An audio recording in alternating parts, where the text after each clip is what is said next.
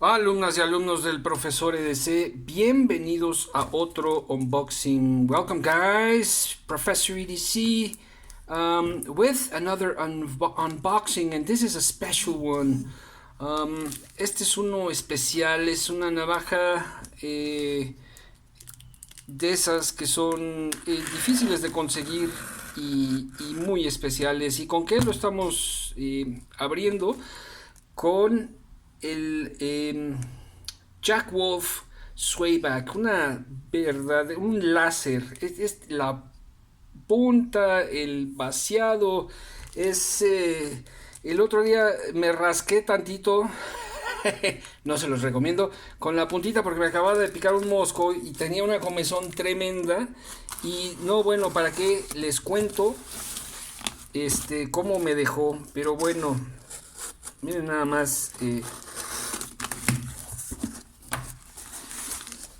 I was mentioning that this is a laser. The other day, a mosquito bit me, and it was very very itchy, and I scratched myself, or I tried to scratch myself a bit with the tip, and man, I don't want to tell you what it did to me.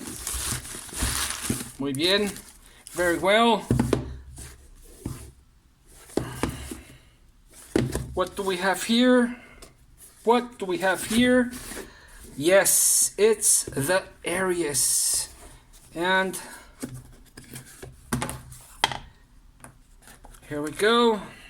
Ahí vamos, ahí tenemos. Es la Koenig Aries con su telita y todo. Original del mercado secundario. Y vamos a secondary market, a user, and we're gonna try this out. We're gonna try this baby out.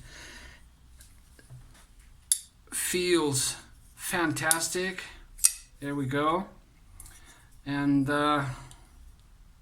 gonna go over the details. Has a few snail trails.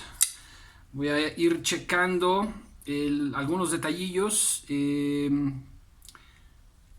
pero se ve por lo menos ahorita todo en orden. Ahí la tienen, parte de la colección, la Koenig Aries, una belleza y un gigante de ingeniería. Ahí la tienen. Espero lo hayan disfrutado. Hope you enjoyed it. Professor EDC out.